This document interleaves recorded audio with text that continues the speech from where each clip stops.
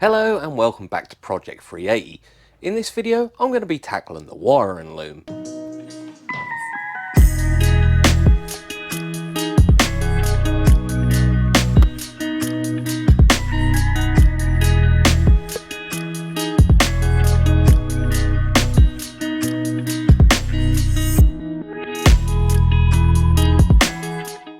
Not a lot of people like it, but it's got to be done, and that is the engine spaghetti.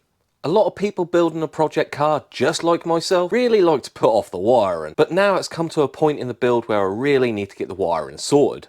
The engine spaghetti or the wiring is just all over the place and a complete mess at the minute. And I've decided that the sub harness that I made ages ago for the coils and injectors, I'm just not happy with. I'm still not the best at wiring and I'm still learning, but I know I could do a lot better than what I did with this wiring loom. So I'm going to rip all that back out and start afresh. But to ease into things, I'm going to start with the side looms. Slightly different side to side, but I think if I've gone through all the effort of making this engine nice, neat and tidy, I don't want to go spoil it with all the wiring. And I need to add extra wires, which gives me the opportunity to tidy up these side harnesses, and I'd like to tuck them right out the way, out of sight. A lot of people like to run them in the arch or the front wings, but that scares me a little bit. I don't want any of this wiring anywhere near those wheels. So I'm going to tuck it inside underneath the wing. So with this wiring harness, I need to work out what I need and what I need to add, and work out the best way to route this neatly. Luckily for me, when I painted this engine bay, I removed most of the loom and labelled most of the plugs up, so I know what they all do. And because I know what they all do, I know where those plugs have got to go and how to run my loom. So I'm going to start on the cold side of the engine bay to neaten this loom up and add some extra wires. And to do that, we've got to remove all this protective sheathing, so we can see what wires we're playing with underneath and how I can make it neater.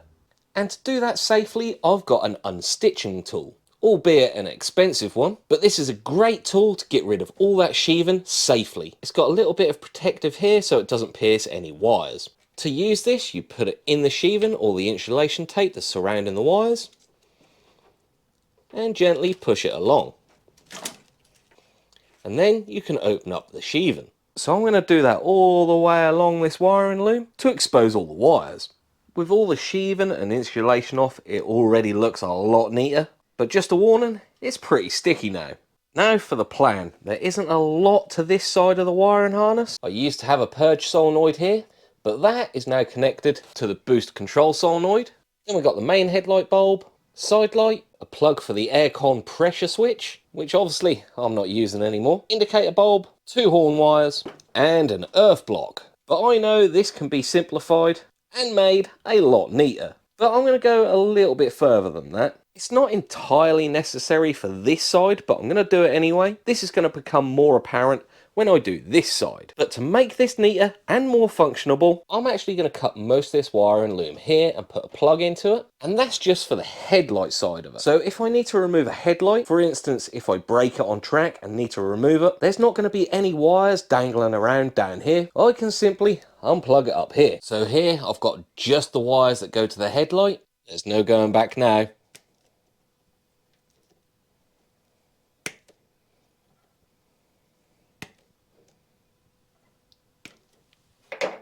To connect this back up to the headlight, I'm going to use something called a Deutsch connector. A good high quality connector which is completely waterproof and pretty sturdy. To connect this, I now need to strip all the ends of the wires and crimp the pins on. These connecting pins aren't your regular connecting pins. The wire still slides into them like a regular connector, but then you need a slightly different crimping tool for them. You slide the pin and the wire into the crimping tool until it stops and crimp it down.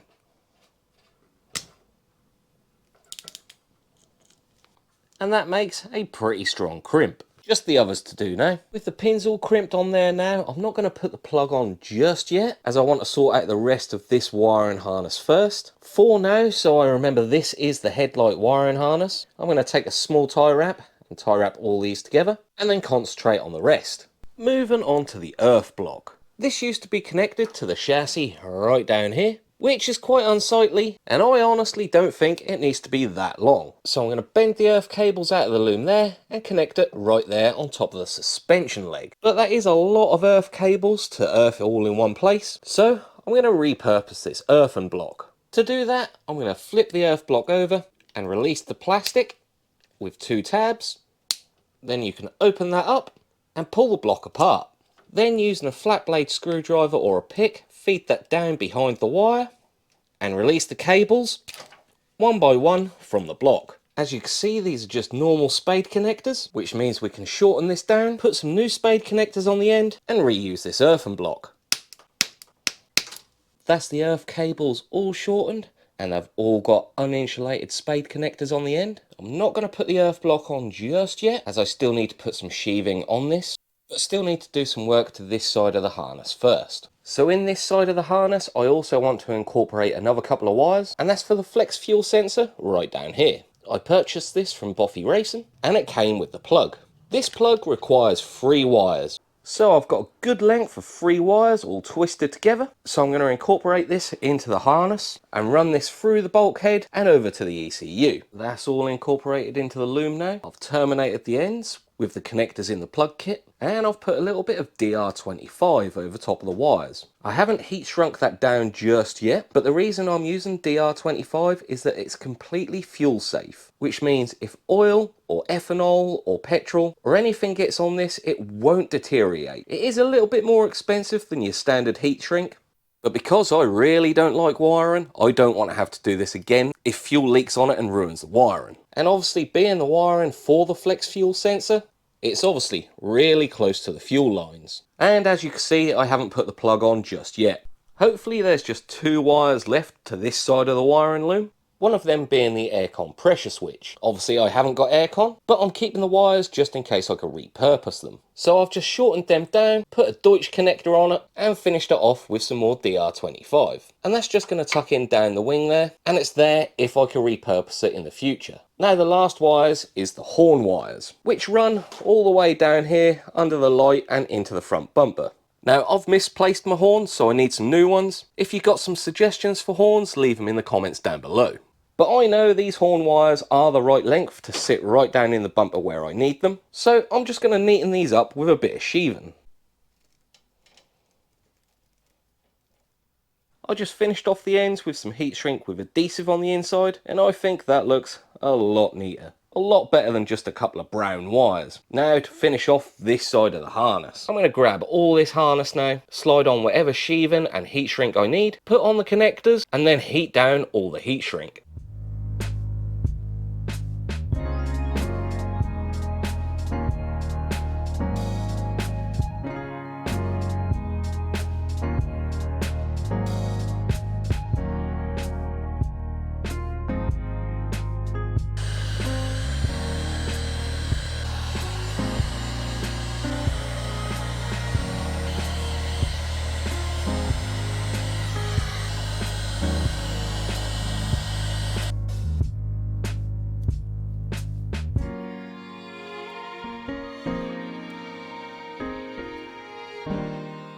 Now to terminate the headlight section of the harness.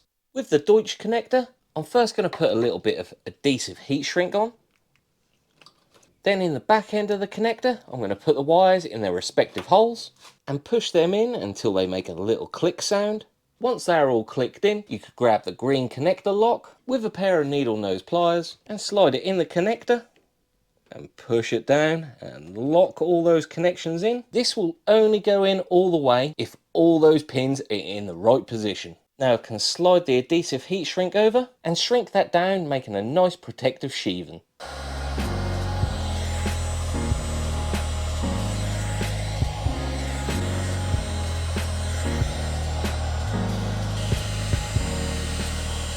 Last but not least is the 3 wires for the flex fuel sensor. If you're looking at the sensor from this way, the first wire is going to be your 12 volt positive, the middle wire is going to be ground, and the third wire is going to be the signal. So we've got to put the right plug on the end of the wires. I'm going to have the pink as the positive, black as the ground, and green as my signal. Once you hear that clip, you know they're in place. Then I'm just going to finish it off with some adhesive heat shrink. So that's this wiring harness all complete now.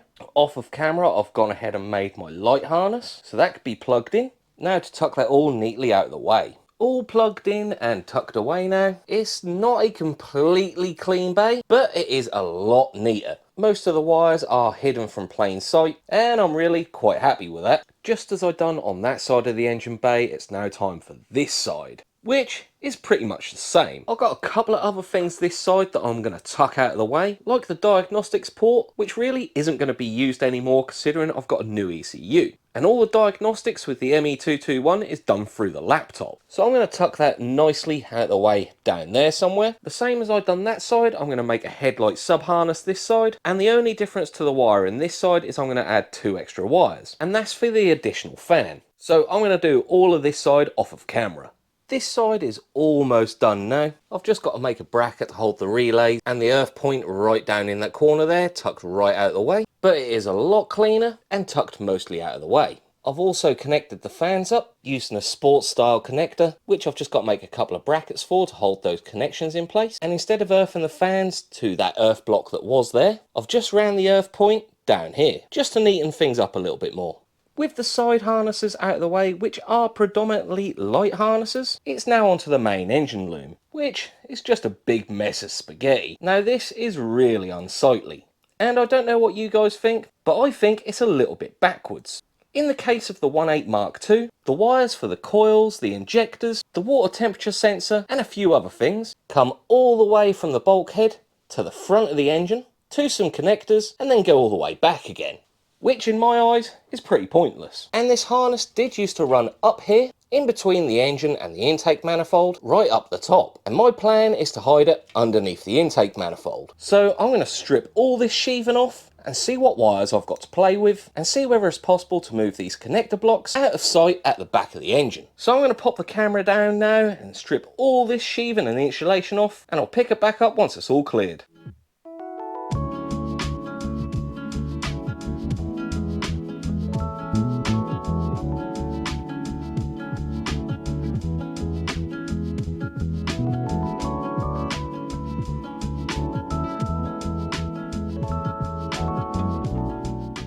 That took a little while, but it's all stripped back now.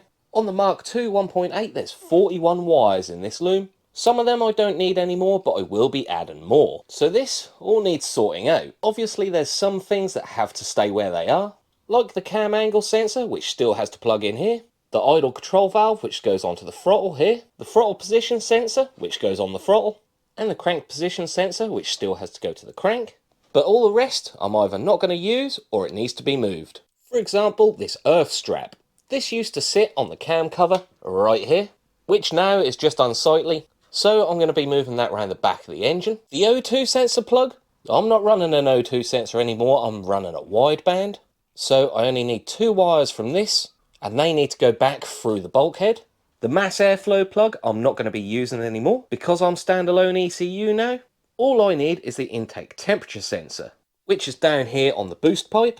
So the mass airflow could be cut off and blanked. Because this is the Mark II 1.8, I did have swirl flaps. They're not used anymore, so that could be cut off and blanked. And that leaves me with the coil plug, the injector plug with water temperature sensor in it, and the knock sensor. The knock sensor, instead of coming all the way to the front of the engine bay and then back down, I'm going to reroute to come nicely underneath the intake and to the knock sensor. And the injectors and the coils, I'm going to shorten them down and put the plugs at the back of the engine. As if you remember in a previous video, I made a custom wiring harness for the coils and the injectors, but I've decided that is absolute trash now, and I think I can make it a lot better. So I'm now going to work on detangling all this loom and concentrate on just the plugs that I need at the front of the engine first. Well, it may not look like it, but it's roughly detangled for now, and I've separated the wires out into separate sections. So these are all the wires that I need to come to the front of the engine, and these are all the wires that I need to go to the back of the engine. But let's start with this mass airflow wire. Since I'm using the ME221 ECU, which takes a reference line from the manifold, or manifold absolute pressure, and uses an intake temperature sensor in the boost pipe, we don't need this mass airflow wire anymore. So these wires can be cut off. I'm going to cut it nearer the bulkhead and then cap them and blank them off. Now, as for the rest of the wires that go to the front of the engine, I've got the crank position sensor and the power steering pump wire, which used to run around the front of the engine here, but now I'm going to feed them through a little gap in the block there between the timing belt and the head, so there's plenty of length of wire to do that. But as for the cam position sensor, the throttle position sensor and the idle control valve, there's not quite enough wire to do what I want to do. As you can see, I've plugged in the cam angle sensor, and because I now want to feed the wires underneath the intake manifold, you can see I haven't quite got enough wire for that. So these 3 wires I'm going to have to extend. But the intake temperature sensor, there's plenty of cable on that. So I'm going to cut the wires for these 3 sensors somewhere about here and just extend them a little bit, so this part of the harness can run nicely tucked underneath the intake manifold. And to extend those, this time we're not using solder. I'm using U-barrel connectors. These make a really good connection and without the worry of melting solder or bulky crimp connectors. And they are pretty strong. So all I'm going to do now is pop some heat shrink on these and make sure they're well insulated and extend the rest of the wires. The 3 plugs that do need extending have been extended. I haven't put the plugs on the end just yet. I'm going to bunch all the wires that go to the front of the engine together, slip on some DR25, bend the wires into a nice shape and shrink that DR25 down, then put a little bit of heat protectant on it and then finish it off with the plugs.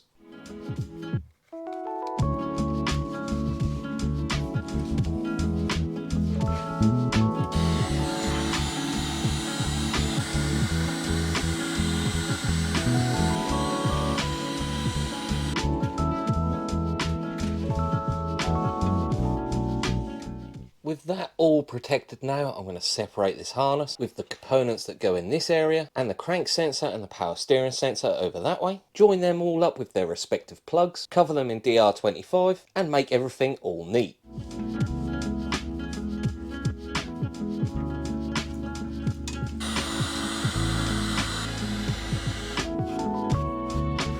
That's the front part of the harness almost finished now. The only thing I haven't finished is the wires for the air intake temperature sensor, as I want the intake manifold on so I know how long to make the wire from here to here. So I'll finish this off once the intake's on. Now I'm going to work on putting some wires from in the engine bay back into the car and from the car into the engine bay. So the O2 sensor plug has 4 wires. 2 of them are for a heater element in the original O2 sensor, but because I've gone wideband we don't need those 2 anymore. So I'm going to cut them down there and blank them off. But the other 2 I need back inside the car. And at the same time I'm going to run some wires for some extra stuff like the oil temperature sensor and the extra 2 coils from inside the car to in the engine bay. My plan is to open up that boot that goes through the firewall slightly and put the wires through there, hopefully making that look really neat. Well, it was pretty difficult, but I got a little bit of aluminium welding rod poking through the bulkhead, and I had to get in a pretty interesting position in the cab to try and find the other end of this. But I've taped on the additional wires first, as that is the bulk of the wires that have got to go back through to the car. So I'm going to hop inside now and pull this through.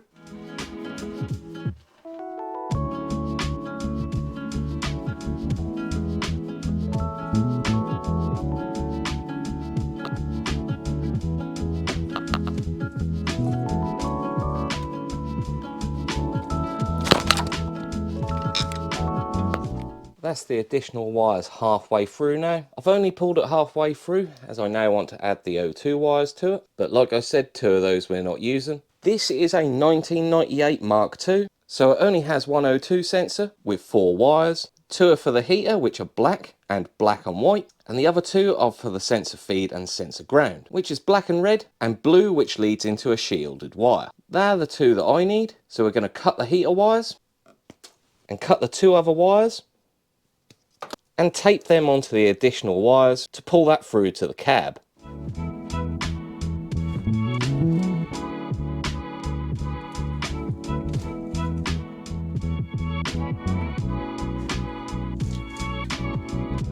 They're all pulled through now, and I'll connect all of these up to the ECU and the wideband sensor at a later date. But now I've got a couple of extra wires that I don't need anymore. The wire that switches the aircon on and off, the 2 heater wires for the O2 sensor, and a swirl flap plug. So I'm going to cut them all back here and cap them off and hide them in the loom.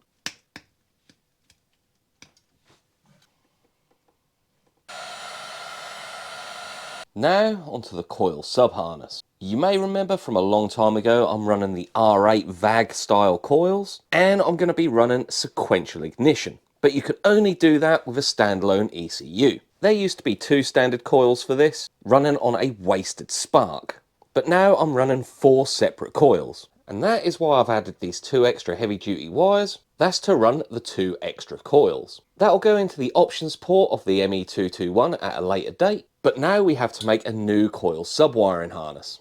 I did make one a long time ago and I'm truly not happy with it anymore. I think I'm a lot better at wiring now. I can make this a lot neater and a lot better. Previously I used wire that is just too heavy duty for it. There is a lot of solder in here and I didn't crimp the ends properly. So let's chuck this away and make something better. Rather than the old VAG style pigtail connectors, I've gone with a full DIY plug kit. So this you have to pin out yourself. In this plug there are 4 wires and they are labelled 1, 2, 3, 4. If you're using the normal style VAG coils like I am, number 1 is our 12 volt power, number 2 is our ground to engine block, number 3 is our signal from the ECU, and number 4 is also going to be our ground to the engine block. So let's put some wires to this plug. I'm going to start with pin number 1, the 12 volt power, and I know this is a bit backwards, but I'm going to be using black wire for this. Most of the time if you buy these plugs in a pigtail style one, the 12 volt power will be a black wire. So I'm going to stick with that. I'm first going to slide on the weatherproofing,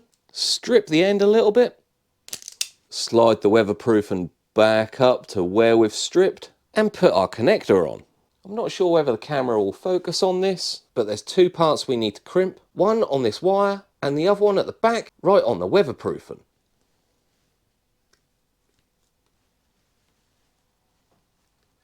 Now that crimp isn't going anywhere. Then all we have to do is push it into the connector and it should make a nice click when it's in place. Now just the other 3 to go.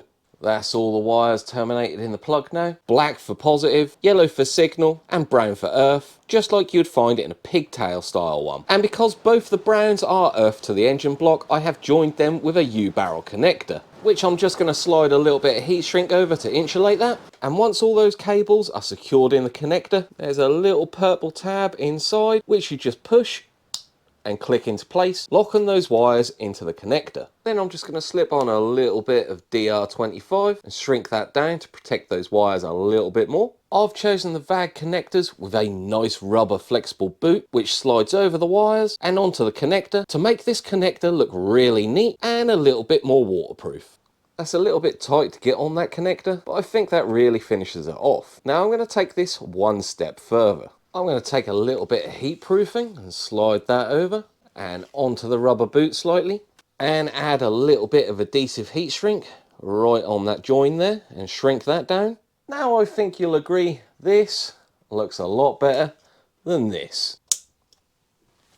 That is beginning to look a lot neater. Now all I've got to do is cut those wires down to length and connect them all up to a connector block and earth it to the engine. That's all 4 coil connectors done now, and just for now all tie wrapped in the right place so I can get the right length of wire. I've separated out all the earth wire, all the signal wires and all the positive wires. I've joined all the positive wires into one using the U-barrel connectors, which I'm now going to put a bit of heat shrink on and insulate, and then slip a bit of DR25 onto this length of wire here, so then I can get my correct length of wire to put in a Deutsch connector.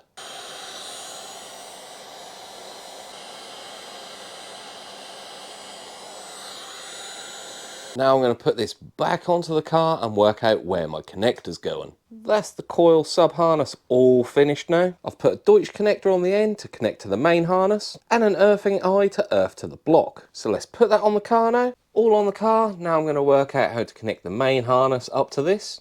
And I've got 3 wires. Remember, this is a Mark II 1.8 and I've got a black wire with a white stripe, which is the positive to the coils. The brown and yellow that used to do spark plug 1 and 4 is now going to do just 1. The brown wire that done spark plug 2 and 3 is now going to do coil 2. And I've got 2 extra wires that I fed through the bulkhead into the car. The red wire is now going to do coil 3 and the yellow one is going to do coil number 4. So I need to cut these wires down to length to put the female Deutsch connector on the end and tuck that neatly behind the engine. So I've shortened that down, terminated the ends and put on a little bit of DR25, but I've not put the plug on yet. I want to complete this harness first and slip on some heat shrink, and I feel with the plug on the end, I'm not going to make that happen. While I was at it, the earth block that used to sit here, I've cut that off, shortened it down and put an eye on the end so I can earth it around the back of the engine. And now onto the knock sensor. There's plenty of wire on this already, which used to go over here, but I'm also going to tuck that around the back of the engine as well. So the plug and the wire that's coming from the bulkhead, I'm going to shorten that down to the correct length to go behind the engine and crimp the plug back on. That's all done and tucked up behind the engine. Not plugged in yet, as I need to finish that off first. But now onto the last 8 wires. 5 of these are for the injectors, and the other 3 are for the water temperature sensor, which is at the back of the block, but the wires used to come from the bulkhead all the way to the front to a plug, which was also the injector plug, and then all the way to the back of the engine. But that seems unnecessary, as we've got to go from there to there. So I'm going to take those 3 water temperature sensor wires, cut them down to a nice length, join the plug back on, so that's nice and neat and out of the way down there. No need for it to come right to the front of the engine. I'm going to do this one off of camera, as it's going to be pretty fiddly getting me and a camera down in that gap. That's all done now. Bit of a pain with the strut brace in the way, but it should plug in back there and tuck away nicely. Now the 5 injector wires. I've already cut them down a little bit, but I've left these ones a little bit longer, as they're going to tuck behind the engine, curl back round onto the plug, and then lead out nicely to the injectors. So I'm going to slip a bit of DR25 onto those wires, and then add a little bit more protection on top of it. As I am going to bend it round, I want a little bit of extra protection to stop it from rubbing on anything.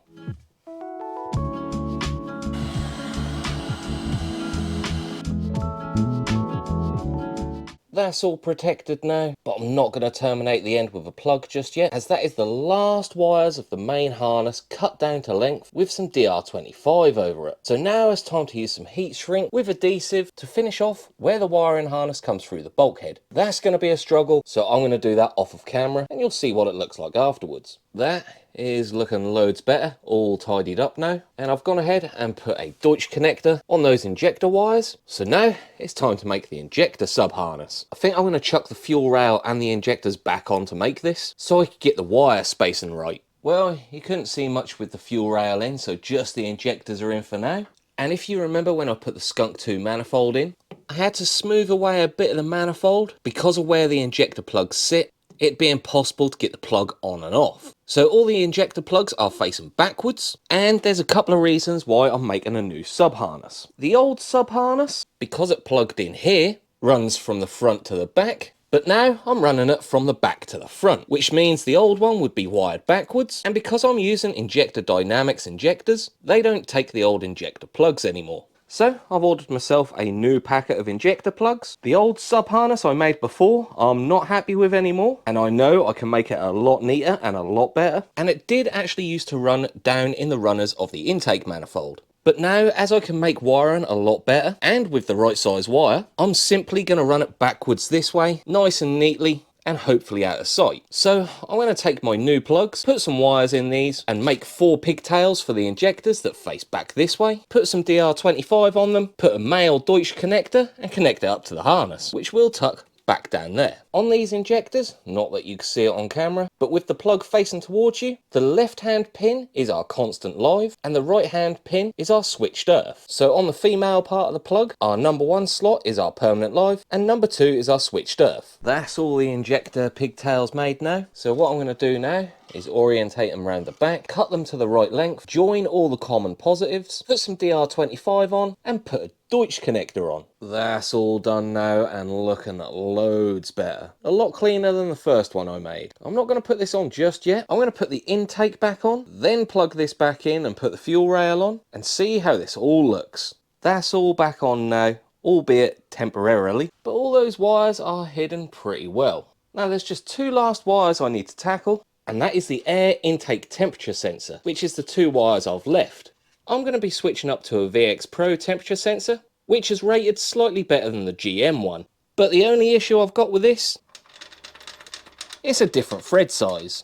I've got to take that intake pipe off anyway, so I'll weld a new bung on when I do that. But for now, that could just sit in there so I could get the length of wire right. And this did come with a pigtail connector. So I'm going to connect that up to these two wires. And these are not polarity dependent, so you can wire them up whichever way round. But since these are pink and black, and the pigtail is black and red, I'm going to join the black with the black and the red with the pink. Something like that.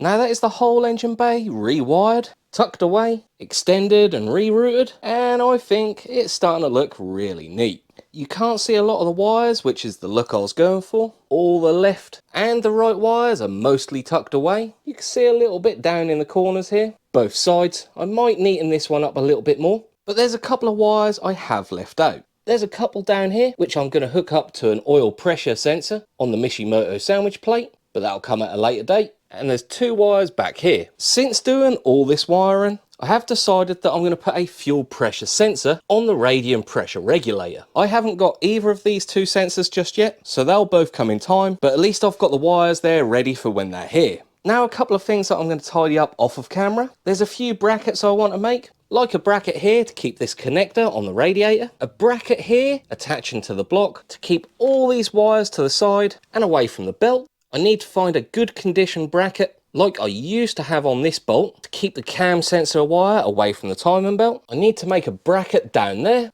to tuck these relays and the diagnostics port down in that corner. And I need to make a bracket to house all these connectors down the back of the engine. Nice and neat so they don't rub through.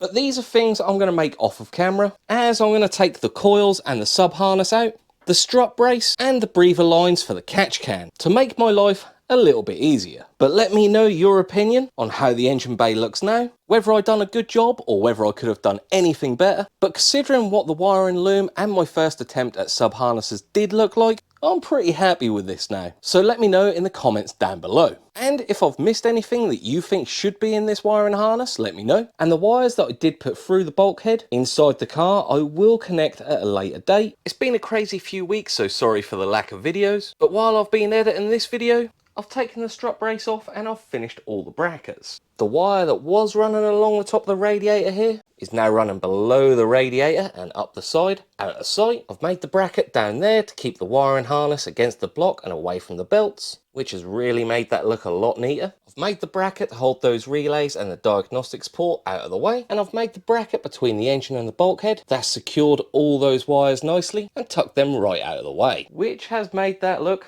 a lot neater. So that's all for this video. As per usual, like, comment, share and subscribe if you're new, and I'll see you in the next one.